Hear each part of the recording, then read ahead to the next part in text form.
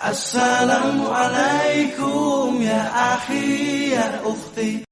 Belum tentu seorang mencintai Allah, belum tentu berlakunya benar, dan belum tentu kehidupannya benar, belum tentu ibadahnya benar. Malah Rasulullah sallallahu alaihi wasallam bersabda, seorang hamba Allah 60 tahun salat, tapi selama 60 tahun tidak diterima salatnya.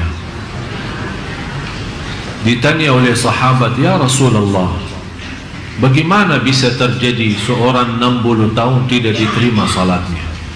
Kata Rasulullah sallallahu alaihi wasallam, li'annahu la yutimmu ruku'aha wala sujudaha, karena dia tidak berusaha maksimal untuk menyempurnakan rukuknya dan sujudnya.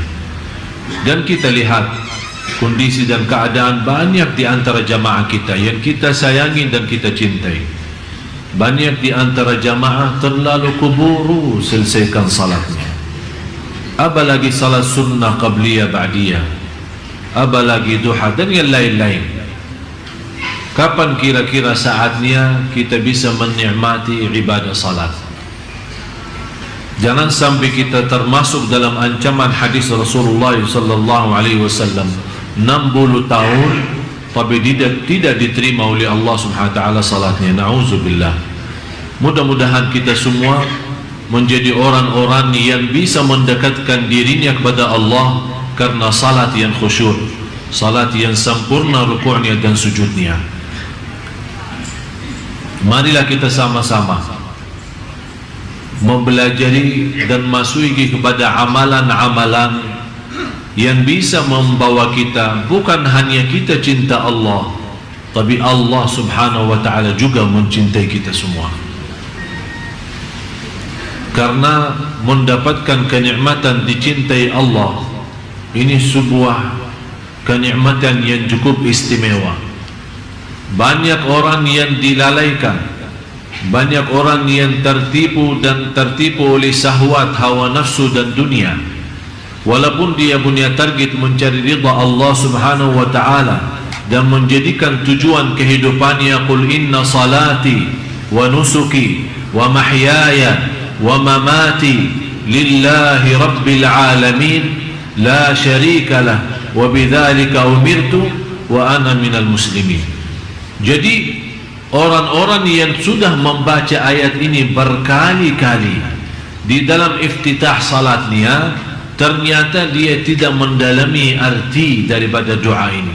Dia tidak merasakan kekuatan doa ini dan tidak menikmati bagaimana bisa terwujud benar-benar inna salati wa nusuki wa mahyaya wa mamati lillah, semata-mata karena Allah, syukur karena Allah, sabar karena Allah, ikhlas karena Allah, salat karena Allah, bersedekah karena, silaturrahim karena.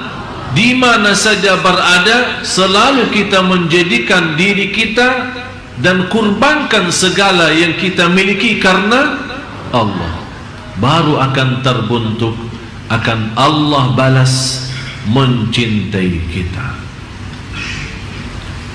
Orang-orang yang dicintai Allah Subhanahu wa ta'ala, orang yang senantiasa membaca Al-Quran. Tapi bagaimana prinsip orang baca Al-Quran tapi dicintai Allah? Karena selama ini Bapak Ibu, saya yakin Anda semua suka baca Al-Quran. Malah ada yang saya kenal 1 minggu, 2 minggu kurang lebih khatam Al-Quran. Kurang daripada 1 bulan dia mampu khatam Al-Quran. Malah ada yang dalam 1 bulan khatam 2 kali, ada malah 3 kali, 30 juz dalam 1 bulan. Tapi masalahnya bukan berapa banyak baca, tapi bagaimana membaca. Selama ini kita membaca Al-Quran untuk mengkhatamkan. Tapi yang saya minta kali ini agak sedikit kita rubah. Bagaimana saya bisa baca Al-Quran tapi saya mendapatkan Allah mencintai saya? Yang pertama, saat kita baca Al-Quran harus anda rasakan Allah bicara sama anda langsung. Allah bicara sama kamu. Ya ayyuhalladzina amanu, hei orang. Yang dimaksud siapa? Saya. Rasakan. Ittaqullah. Berarti Allah mau berbicara sama diri kita sendiri. Itu yang perlu dirasakan saat kita membaca Al-Quran. Dan kita selama membaca Al-Quran, kita merasa, kata ulama, kalau mau berbicara sama Allah subhanahu wa ta'ala, salat. Tapi kalau anda mau mendengar Allah berbicara, baca Quran. Kalau anda mau mendengar Allah yang berbicara, baca. Karena ini Al-Quran kalam Allah. Kalam Allah langsung. Yang Allah sampaikan langsung, kalam Allah itu disampaikan kepada malaikat Jibril kepada Nabi Muhammad SAW, Nabi Muhammad kepada sahabatnya, dan seterusnya sampai kepada kita.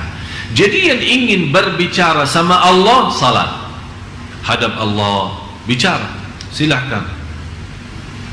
Tapi yang ingin mendengar Allah yang berbicara, baca Al-Quran.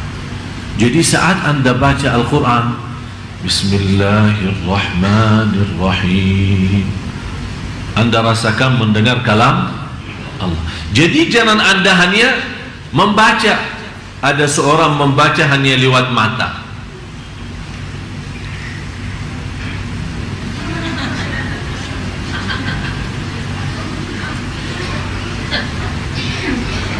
Tidak akan bisa rasa. Kenapa? Apa manfaatnya suara? Suara agar didengar oleh.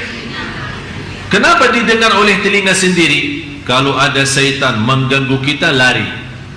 Dia tidak bisa, karena ada suara keluar. Syaitan terganggu. Bukan syaitan yang mengganggu, malah dia yang terganggu. Berarti akan melarikan syaitan dari suara bacaan kita. Kalau sudah syaitan lari, berarti kita akan mampu fokus dan lebih nikmat bacaan kita. Yang kedua, saat kita mendengar sendiri bacaan kita, rasakan Allah yang lagi menyampaikan bacaan itu lewat telinga kita. Karena telinga itu salah satu makhluk Allah. Ada seorang punya telinga tapi tidak bisa mendengar. Ada orang punya mata tapi tidak bisa melihat. Jadi masalahnya bukan wujudnya mata atau wujudnya telinga, tapi masalahnya apakah dia berfungsi atau tidak, bisa menjadi berguna atau tidak. Bagaimana kita bisa mengaktifkan segala tubuh badan kita saat membaca? Begitu caranya. Yang pertama, anda baca karena Allah lagi berbicara. Yang kedua, anda membaca Al-Quran, semua berbicaraan itu yang dimaksud adalah diri kita. Yang ketiga, itu yang terindah dalam bacaan Al-Quran, setiap kita baca ada rasa saya tidak mau berhenti, karena saya lagi nikmati dan merindukan mendengar kalam Allah, mendengar bicaraan Allah sama saya. Jadi begitu anda baca, jangan anda punya bayangan dan fikiran kapan mau selesai. Malah justru yang anda harus rasakan, saya tidak mau selesai, saya mau terus lazat, saya mau nikmat, karena Allah lagi bicara sama saya. Sudah faham 3 poin ini? Itu namanya membaca Al-Quran. Dan 3 hal ini baru akan Allah mencintai kita.